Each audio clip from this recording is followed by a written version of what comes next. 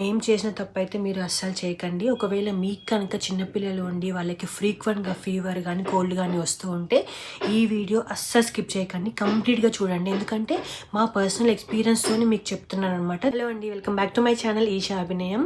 So, ఈరోజు topic ఏంటంటే మాకు ఒక 4 ఇయర్స్ పాప ఉందనమాట. తన పేరు ఈషా. సో, తనకి ఇప్పుడు almost 4 years. So, last 2 years నుంచి ఫ్రీక్వెంట్‌గా అంటే ఎవ్రీ మంత్ ఫీవర్స్ వచ్చాయన్నమాట. ఎవ్రీ మంత్ ఎలా అంటే తనకి మేము ఫస్ట్ 2 ఇయర్స్ లండన్‌లో ఉన్నాము. సో, ఇక్కడికి ఇండియాకి వచ్చి కూడా 2 ఇయర్స్ అవుతుంది. ఇండియాకి వచ్చిన తర్వాత వచ్చిన ఫస్ట్ ఫీవర్‌తోనే తనకి ఫిట్స్ అనేవి వచ్చిందనమాట. అంటే ఫెబ్రల్ సీజర్స్ వస్తాయి కదా! అంటే ఫీవర్‌తో వచ్చిన సీజర్స్ అనమాట. అవి వచ్చాయి.